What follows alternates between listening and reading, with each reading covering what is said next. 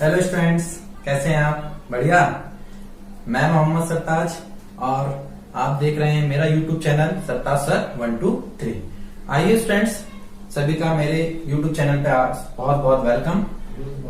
जैसे कि आपको पता है कि हम इस सीरीज में अभी हम chapter number 2 inverse trigonometric function, इसके हमारे लेक्चर है शायद 3 या 4 है ना। तो हम अभी चैप्टर जो है इनवर्स ट्रिग्नोमेट्रिक फंक्शन पढ़ रहे हैं। इसमें मैंने पिछले लेक्चर पे, जैसा कि आपको पता है जो मुझसे जुड़े हुए हैं तो उनको सभी को पता होगा कि मैंने पिछले लेक्चर पे इनवर्स ट्रिग्नोमेट्रिक फंक्शन पे उनकी प्रिंसिपल वैल्यू निकालना बताया था कि प्रिंसिपल वैल्यू कैसे निकाली जाती है, और कुछ प्रॉब्लम भी सॉल्व कराया था। तो स्टूडेंट्स, अब हम और क्वेश्चन को लेते हैं। हमने वहां पर 2-3 क्वेश्चन को लेके सॉल्व किया था, अब हम और प्रॉब्लम्स ले रहे हैं। अभी फिर हम इस लेक्चर पे भी प्रिंसिपल वैल्यू ही फाइंड करेंगे। अब हम थोड़ा सा मिक्सचर वाले, यानी हम इसमें 2-3 इनवर्स ट्रिग्नोमेट्रिक फंक्शन जब आ जाते हैं और उसकी कैसे प्रिंसिपल वैल्यू निकाली जाएगी, तो ऐसे क्वेश्चन को हम सॉल्व कर रहे हैं। तो आइए स्टूडेंट्स, सभी का फिर से बहुत बहुत वेलकम। चलिए एक क्वेश्चन लेते हैं। जैसे कि यहाँ पर एक क्वेश्चन लिखा है, बहुत ही सिंपल क्वेश्चन जो पिछले क्लासेस में मैंने कराया है, उसी वैरायटी का एक क्वेश्चन इसलिए लिया ताकि आप समझ पाए। चलिए स्टूडेंट्स, जो हमने यहाँ पर एक क्वेश्चन लिया है वो है tan इनवर्स 1। जैसा कि आपको पता है कि प्रिंसिपल वैल्यू के लिए हमें उस इनवर्स ट्रिग्नोमेट्रिक फंक्शन की रेंज पता होनी चाहिए। रेंज का मतलब होता है कि प्रिंसिपल वैल्यू उसी इंटरवल के बीच पे होगी। ठीक है स्टूडेंट, तो हम सबसे पहले हम जो दिया है, जैसे कि tan इनवर्स 1 है, इसको हम थीटा के इक्वल मानेंगे, और ये वो थीटा जो है यानी इसकी जो वो वैल्यू है, और वैल्यू का मतलब ये थीटा की वैल्यू वो होगी जो इसकी रेंज होगी। और इसकी रेंज क्या होती है, मैंने उसमें फर्स्ट लेक्चर पे भी बताया हूं, पुराने लेक्चर्स आप देख लीजिए, है ना, उसमें मैंने बताया हूं रेंज, और आप बुक में भी देख सकते हैं। सारे ट्रिग्नोमेट्रिक फंक्शन की रेंज लिख के रख लीजिए, क्योंकि प्रिंसिपल वैल्यू जो रेंज है उसी इंटरवल पर होती है। ठीक है स्टूडेंट, तो जैसे कि मैंने कहा कि let tan inverse 1 is equal to theta, और ये थीटा जो होगा ये वो एंगल होगा जो -π/2 to π/2 के बीच लाई करेगा। चलिए स्टूडेंट्स, तो आगे सॉल्व करते हैं। इम्प्लॉय दैट tan इनवर्स, अपन इसको ट्रांसफर कर देंगे तो ये हो जाएगा tan theta is equal to 1, और जो हमारे पास ट्रिग्नोमेट्रिक फंक्शन आता है और उसके इज इक्वल टू पे जो भी वैल्यू होती है, हमको ये सोचना है कि उस फंक्शन पे, यानी कि tan थीटा है तो tan की वैल्यू किस एंगल पे 1 होती है। तो शायद सभी को पता होगा, और मैंने पहले भी लेक्चर्स पे मैंने कहा हूं कि भाई आप एक पूरा टेबल ट्रिग्नोमेट्रिक फंक्शन की वैल्यू वाला रख लीजिए, तभी आपको बन पाएगा, है ना। तो उसको बढ़िया रखें और याद भी कर लें। चलिए तो मैं बता देता हूं आपको। तो tan theta is equal to 1 tan की कहां पर वैल्यू होती है, थोड़ा सोचिए। हाँ, क्या होती है, π/4। ध्यान रखिएगा, हम पाई के फॉर्म पे भी वैल्यू लिख लेते हैं, यानी जो एंगल्स होता है वो पाई के फॉर्म पे भी लिखा जाता है, और theta is equal to 30 degree 45 degree के फॉर्म पे भी लिखते हैं। ठीक है, लेकिन हम यहाँ पाई के फॉर्म पे लिख रहे हैं। ठीक है स्टूडेंट, अब जैसे आपको पता है कि यहाँ tan theta is equal to tan π/4। अब बोथ साइड हम कंपेयर कर लेंगे, तो थीटा इज इक्वल टू क्या दिख रहा है हमको, π/4। तो इसलिए हम कह सकते हैं कि यहाँ थीटा की जो वैल्यू आएगी वो कितनी आएगी, π/4, और यही इसका क्या कहलाएगा, आंसर। तो समझ में आया। और मैंने पिछले वीडियो पे कुछ फॉर्मूले भी बताया था, जिससे हम डायरेक्टली बहुत आसानी से ऐसे क्वेश्चन की वैल्यू निकाल लेते हैं। जैसे कि मैंने बताया था कि साइन इनवर्स साइन थीटा है, यानी इनवर्स के साथ यदि वही ट्रिग्नोमेट्रिक फंक्शन, मतलब जैसे साइन है तो साइन का ही इनवर्स है, मतलब यदि ये इस तरीके से दिखाई दें तो इसकी जो वैल्यू होती है वो थीटा। ये साइन के साथ नहीं, सारे ट्रिग्नोमेट्रिक फंक्शन है, चाहे वो साइन हो, कॉस हो, टेन हो, सेक हो, कोसेक हो, कोई भी ट्रिग्नोमेट्रिक फंक्शन हो, वो इनवर्स और वो खुद फंक्शन यदि आए तो उस पे यदि हम प्रॉपर्टी लगाएं तो ये दोनों कैंसिल हो जाएंगे एक प्रकार से। तो यहाँ क्या बचेगा, थीटा। तो अपन इसको क्या लिख लेंगे, थीटा। तो इसी तरीके से हम इस क्वेश्चन को शॉर्ट में कर सकते हैं, जैसे 1 मार्क्स में आए तो, जैसे कि मान लीजिए लिखा है tan इनवर्स 1, ये क्वेश्चन है, तो हम क्या लिख लेंगे इसको, tan इनवर्स 1। ये tan इनवर्स है तो 1 भी हमको tan में ढूंढना है कि किस एंगल पे tan की वैल्यू 1 होती है। तो हमको पता है कि tan की जो वैल्यू होती है वो tan π/4 इज इक्वल टू 1, यानी 1 की जगह पे अपन क्या लिख लेंगे, tan π/4 लिख लेंगे 1 की जगह पे। ठीक है, अब फिर वही प्रॉपर्टी, इनवर्स और tan दोनों दिख रहा है इसमें, तो इसलिए हम बोलेंगे कि यहाँ पर जो आंसर आने वाला है वो क्या आने वाला है, π/4 ये आंसर। तो इस तरीके से हम इस प्रकार के जो बिल्कुल सिंपल एक क्वेश्चन जैसा साइन का है चाहे कॉस का है, तो बहुत आसानी से सॉल्व कर सकते हैं। ठीक है स्टूडेंट्स, चलिए जल्दी से इसको नोट कर लीजिए, फिर हम अगला क्वेश्चन, एक और क्वेश्चन लेके और सॉल्व करते हैं फिर।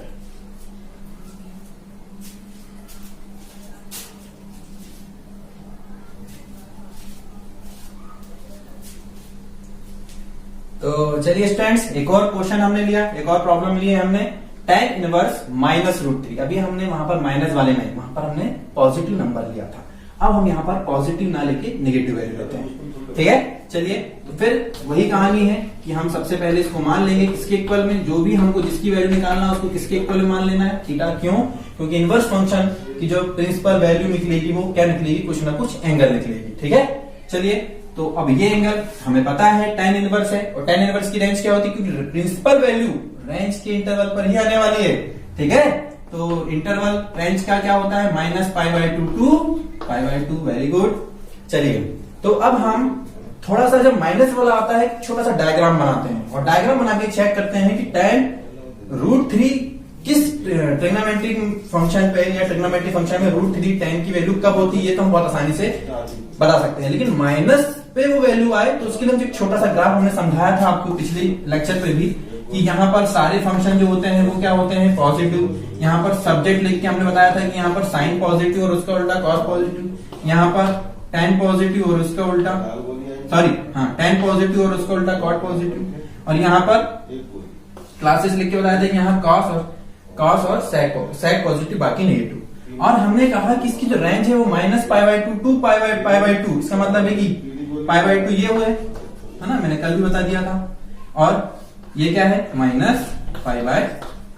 तो इसका मतलब ये है कि यहाँ पर tan इनवर्स की जो वैल्यू होने वाली है, प्रिंसिपल वैल्यू, वो इन दोनों इंटरवल पे ही कहीं पे, यहाँ तो मिलेगी नहीं क्योंकि यहाँ पर पॉजिटिव हो जाए, तो नेगेटिव के लिए इस इंटरवल पर। और आपको मैंने बताया था कि जब हम ये एक्स एक्सिस है, जब हम एक्स एक्सिस पे नीचे की और वैल्यू यानी एंगल को हम लेते हैं तो माइनस, और यदि उसको पॉजिटिव डायरेक्शन पर लेते हैं तो प्लस लिया जाता है। ठीक है, ऊपर की तरफ लेंगे तो प्लस, नीचे लेते हैं तो माइनस। तो इसका मतलब है कि यहाँ पर जो एंगल कंसीडर किया जाएगा वो माइनस में किया जाएगा। ठीक है स्टूडेंट्स, चलिए तो हम यहाँ सबसे पहले इसको आगे करते हैं और फिर अपन उसके आगे का सॉल्व करते हैं। चलिए देखते हैं, tan का अपन इसका ट्रांसफर करेंगे क्या जाएगा, tan theta is equal to क्या आ गया, -√3। tan उधर चला गया तो -√3 बच गया। ठीक है, tan theta is equal to -√3 किसकी वैल्यू होती है बताइए, tan π/3, और -tan π/3 इस इंटरवल पर एक कुछ प्रॉपर्टी याद कीजिए कि इस इंटरवल पर -tan π/3 कैसे आएगा, तो हमको पता है, यहाँ पर मैं लिख के थोड़ा सा शॉर्ट में बता देता हूँ, फिर इसके आगे सॉल्व करेंगे कि tan जो होता है, tan minus theta is equal to क्या होता है, -tan थीटा, यानी -tan थीटा को tan माइनस थीटा लिख सकते हैं कि नहीं, क्लास 11 में पढ़े सब प्रॉपर्टियां। ठीक है, जितनी भी प्रॉपर्टी है ये सारी प्रॉपर्टी क्लास 11 में अपन ने पढ़े हैं। ठीक, इसी प्रॉपर्टी का इस्तेमाल करना है अपन को यहाँ पर, क्योंकि हम माइनस को बाहर नहीं रहने दे सकते, क्योंकि tan थीटा, तो यहाँ भी tan कुछ थीटा आना चाहिए, तब हम कंपेयर करके थीटा की वैल्यू बता पाएंगे। ठीक है, चलिए तो ये प्रॉपर्टी लगा रहा है अपन, ना -tan थीटा को अपन क्या लिख सकते हैं, tan माइनस थीटा। तो इसी तरीके से हम यहाँ पर क्या लिख लेंगे, tan theta is equal to, यहाँ क्या लिख लेंगे, माइनस को अंदर कर देंगे रिप्लेस, क्या, tan -π/3। अब देखिए माइनस बाहर साइन नहीं है, अब both side comparing tan theta, tan -π/3, तो इसीलिए जब दोनों साइड कंपेयरिंग करेंगे हम तो थीटा की वैल्यू हमको क्या मिल जाएगी, -π/3 मिल जाएगी, और यही इसकी क्या कहलाएगी, इस ट्रिग्नोमेट्रिक फंक्शन की प्रिंसिपल वैल्यू कहलाएगी। और देखिए -π/3 नीचे आएगा ना इस इंटरवल पे, बिल्कुल आएगा, यहां से अपन जैसे ही इधर आएंगे तो ये माइनस पे, यहाँ -π/3, π/2 इधर कहीं आएगा।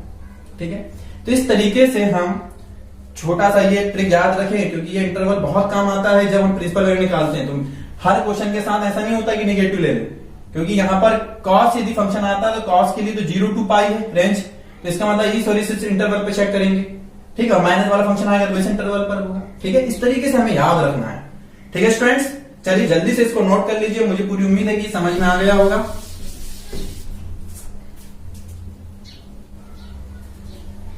तो स्टूडेंट्स एक और क्वेश्चन हमने लिया, चलिए यहां पर हमने जो क्वेश्चन लिया वो लिए है साइन इनवर्स कॉस sin√3/2। अभी हम जितने भी प्रॉब्लम सॉल्व किए उसमें हम एक ट्रिग्नोमेट्रिक फंक्शन लेते थे, चाहे वो साइन इनवर्स का हो जाता था या कॉस का ले लेते थे या तो टेन का ले लेते थे। ठीक है, अब यहाँ पर साइन इनवर्स के साथ कॉस साइन इस तरीके से अब थोड़ा सा इकट्ठा दिख रहा है हमको।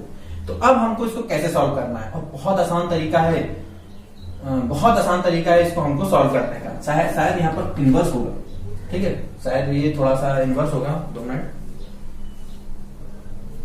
ठीक है स्टूडेंट्स, इनवर्स है क्वेश्चन पे, है ना, तो सॉरी इनवर्स। ठीक है, तो ये जो क्वेश्चन है इसको अपन को कैसे सॉल्व करना है, शायद आपको एक छोटी सी बात मैं बता दूं। जब हम इस तरीके के क्वेश्चन करते हैं जिसमें हमको बहुत सारी चीजें सॉल्व, बहुत सारे ब्रैकेट को सॉल्व करना होता है, तो सबसे पहले हम सबसे स्मॉल ब्रैकेट सॉल्व करते हैं, फिर मिड ब्रैकेट सॉल्व करते हैं और फिर बिग ब्रैकेट सॉल्व करते हैं। यानी सबसे पहले हम स्मॉल ब्रैकेट, यानी ये जो ब्रैकेट होता है ये स्मॉल ब्रैकेट होता है, और ये जो होता है ये मिड ब्रैकेट होता है। हिंदी में इसको सर्पाकार कोष्टक भी कहते हैं, ये छोटा कोष्टक, और ये जो होता है ये बिग ब्रैकेट होता है। ठीक है, तो सबसे पहले स्मॉल ब्रैकेट को सॉल्व किया जाता है, फिर मिड ब्रैकेट को और फिर बिग ब्रैकेट को। ठीक है, जब इस तरीके से क्वेश्चन आते हैं तो थोड़ा सा हमको ध्यान रखना जब इस तरीके के ब्रैकेट लगे होते हैं। तो चलिए स्टूडेंट्स, तो हम इसको सॉल्व करते हैं ये वाला क्वेश्चन को। तो सबसे पहले हम जो क्वेश्चन दिया है उसको फिर से ले लेते हैं। गिवन क्या दिया है हमको, sign inverse cos sine inverse √3/2। ठीक है, चलिए स्टूडेंट्स इज इक्वल टू, अब साइन इनवर्स को हम जैसे का वैसे ही रहने देते हैं, क्योंकि मैंने कहा सबसे पहले हमको स्मॉल ब्रैकेट सॉल्व करना है, तो कॉस भी जैसे का वैसे ही रहने देते हैं। अब इसको जब हम सॉल्व कर रहे हैं, देखिए साइन इनवर्स √3/2, साइन का फंक्शन साइन इनवर्स दिख रहा है, इसका मतलब साइन में √3/2 वैल्यू कब होती है साइन की, पता है सबको, किसका होती है, साइन π/3 होती है। चलिए ठीक, तो sine inverse cos sine inverse sine π/3 एक प्रॉपर्टी है जो मैंने पहले भी बताया था। प्रॉपर्टी क्या, sine inverse sine theta is equal to क्या होता है, थीटा होती है। ये प्रॉपर्टी याद है, याद आ गई होगी। चलिए इसी प्रॉपर्टी का यहां भी इस्तेमाल कर लेते हैं। साइन इनवर्स साइन थीटा का फॉर्म दिख रहा है, तो इसका मतलब है कि यहां पर सिर्फ क्या बच जाएगा, π/3। अब जब हमारे पास स्मॉल ब्रैकेट सॉल्व हो गया तो और हमारे पास जो मिड ब्रैकेट है, तो अब इस मिड ब्रैकेट की हमें जरूरत नहीं है, इसलिए यहां पर भी हम स्मॉल ब्रैकेट लगा लेंगे। स्मॉल, मिड और बिग ब्रैकेट इस्तेमाल जब होते हैं, जब स्मॉल आए तो उसके बाद फिर मिड ब्रैकेट फिर बिग ब्रैकेट, इस तरीके से सॉल्व करते हैं। जब हमारे पास हम डायरेक्ट ऐसा है कि मिड ब्रैकेट इस्तेमाल कर ली, स्मॉल ब्रैकेट है ही नहीं और मिड ब्रैकेट इस्तेमाल कर ली, ऐसा नहीं होगा, है ना। यदि ऐसा बच जाता है तो आप उसको जो स्मॉल ब्रैकेट है यदि वो सॉल्व हो जाए तो जो मिड ब्रैकेट होगा उसी में स्मॉल ब्रैकेट लगा देंगे। ठीक है स्टूडेंट्स, चलिए अब हमें समझ में आता है कि साइन इनवर्स, और ये हमारे पास जो वैल्यू आई है इसको लिख लेते हैं, साइन इनवर्स cos π/3, और cos π/3 की वैल्यू क्या होती है स्टूडेंट्स, याद है, π/3 का मतलब 60, और cos 60 की वैल्यू क्या होती है, वेरी गुड, कितनी होती है, 1/2, कितनी होती है, 1/2। चलिए अब साइन इनवर्स, अब साइन इनवर्स है और है 1/2, तो हमको काय में देखना है कि ये 1/2 वैल्यू काय में देखना है, साइन में देखना है। साइन की वैल्यू 1/2 कब होती है, किस एंगल पे होती है, π/6। वेरी गुड, चलिए यहां क्या लिख लेंगे अपन, साइन π/6। ठीक है स्टूडेंट्स, अब फिर यही property, sine inverse sine theta is equal to क्या, theta, sine inverse sine theta is equal to क्या, थीटा, यानी साइन इनवर्स साइन π/6 है, यहाँ थीटा था तो यहाँ थीटा आ गया, यहाँ π/6 है तो यहाँ π/6 आ जाएगा। और यही इस क्वेश्चन में जो हमने ये प्रॉब्लम ली है, इस प्रॉब्लम में जो प्रिंसिपल वैल्यू होगी वो कितनी होगी, π/6 होगी। समझ में आया कि नहीं आया, बहुत आराम से देखिए, स्टेप बाय स्टेप देखिए, यदि कहीं समझ में ना आए तो जरूर कमेंट्स को अपने आप हमको बता सकते हैं, जो भी डाउट हो, बिल्कुल बेझिझक, जैसे मुझे टाइम मिलेगा। तो जैसे ही हमारा ये सीरीज, इस चैप्टर की जितने भी हम वीडियो बना रहे हैं, जैसे ही हमारा ये चैप्टर समाप्त होता है, इसके बाद हम एक डाउट लेक्चर बनाएंगे, डाउट के लिए एक वीडियो बनाएंगे, जो भी आप डाउट बताएंगे हम उस डाउट को उसमें सॉल्व करके आपको प्रोवाइड कराएंगे। तो चलिए स्टूडेंट्स, जल्दी से इसको नोट कर लीजिए फटाफट, फिर हम एक और क्वेश्चन लेते हैं इसके बाद।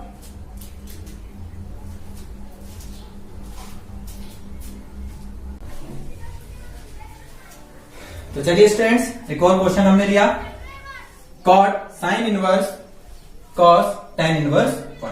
अब इसकी हमको क्या निकालना है, प्रिंसिपल वैल्यू फाइंड करना है। चलिए सॉल्व करते हैं। सबसे पहले हम जो दिया है, जो गिवन है, उसको लिख लेते हैं। क्या गिवन है, एक बार और फिर से लिख लेते हैं, cot sine inverse cos tan inverse 1। ठीक है। और जैसा मैंने बताया कि जब ब्रैकेट इस्तेमाल होते हैं तो स्मॉल ब्रैकेट, मिड ब्रैकेट और बिग ब्रैकेट, क्योंकि यहां पर थोड़ा सवाल लंबा था इसलिए तीनों ब्रैकेट यहां इस्तेमाल हो गए। फिर वही प्रोसेस होगी, सबसे पहले स्मॉल ब्रैकेट को सॉल्व करेंगे, फिर मिड ब्रैकेट को सॉल्व करेंगे और फिर बिग ब्रैकेट को सॉल्व करेंगे। तो चलिए सॉल्व करते हैं पर इसको। तो ये हो गया कॉट साइन इनवर्स कॉस, फिर उसके बाद जाएगा tan इनवर्स 1। tan में किसकी वैल्यू होती है, सोच लीजिए जल्दी से। बिल्कुल ठीक, कितनी, tan π/4, बिल्कुल सही। ठीक,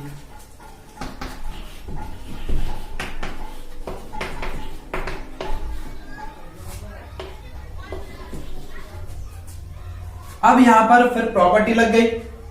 क्या प्रॉपर्टी लगेगी बताओ, tan इनवर्स tan थीटा। जैसा मैंने बताया था कि कोई भी इनवर्स फंक्शन के साथ वही ट्रिग्नोमेट्रिक फंक्शन हो तो उसकी वैल्यू क्या होती है, थीटा होती है।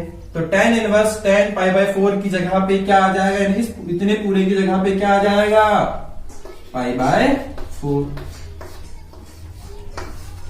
समझ में आ गया सभी को। चलिए ठीक है, और आगे बढ़ते हैं। अब ये हो गया कॉट साइन इनवर्स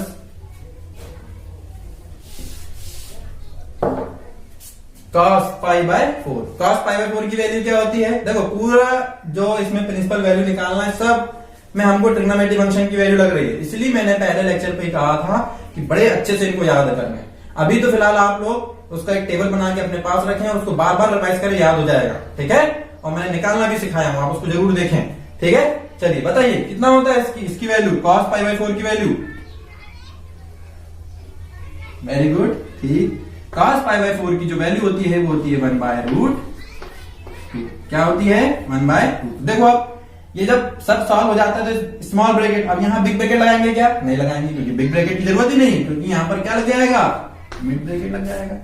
ठीक है, चलिए स्टूडेंट्स, तो ये हो गया कॉट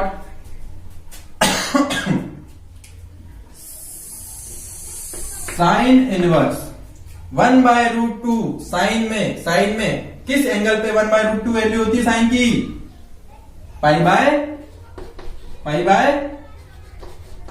बिल्कुल सही,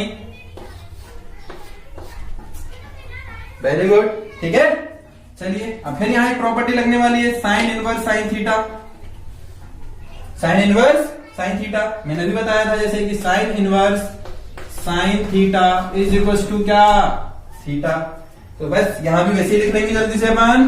तो ये हो गया cot sine inverse sine theta is equal to क्या आ गया, cos π/4 आ गया।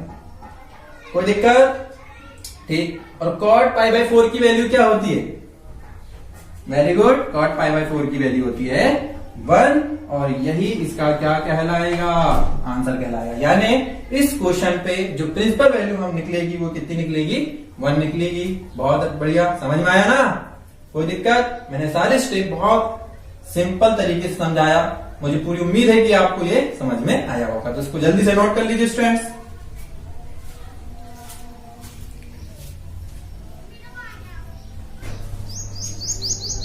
चलिए स्टूडेंट्स एक और हम क्वेश्चन लेते हैं, और ये क्वेश्चन है cos inverse 1/2 plus 2 sine inverse 1/2।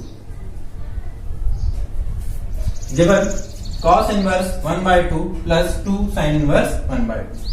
चलिए स्टूडेंट्स अब हम यहाँ पर फिर से वैसे ही सॉल्व करते हैं जैसे अभी तक हम सॉल्व करते आए हैं। cos इनवर्स 1/2 cos इनवर्स है, इसलिए cos पे चेक करेंगे कि 1/2 वैल्यू cos पे किस एंगल पे होती है। तो सभी को पता होगा, बताइए, cos π/3, ठीक है, प्लस 2 साइन इनवर्स। अब 1/2 जो वैल्यू चेक करना है वो अपन को साइन की लेना है, ना कि कॉस की। क्यों? क्योंकि यहाँ साइन इनवर्स लिखा है। ठीक है, तो चलिए किसकी होती है यहाँ पर साइन π/6।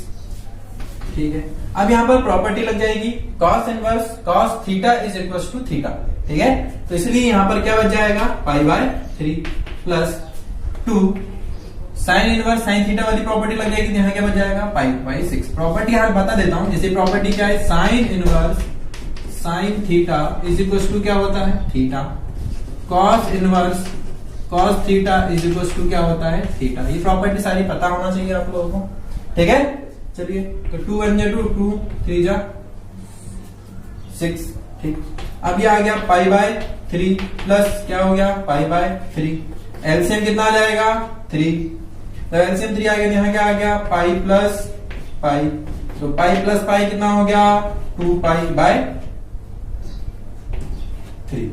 ठीक है, तो यही इसकी क्या कहलाएगी प्रिंसिपल वैल्यू कहलाएगी। तो स्टूडेंट्स उम्मीद है मुझे पूरा समझ में आ गया होगा। ठीक है, चलिए जल्दी से इसको नोट कर लीजिए।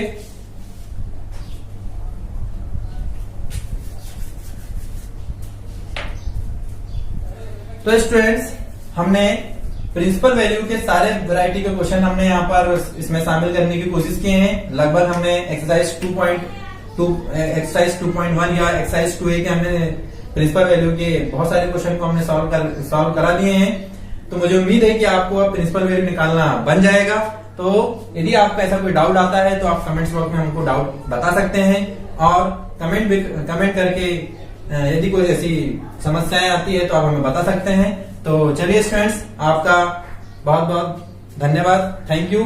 और बस मैं यही कहना चाहूंगा कि यदि हमारा वीडियो अच्छा लगा हो तो इसको सब्सक्राइब करें हमारे चैनल को, और वीडियो को लाइक करें। Thank you.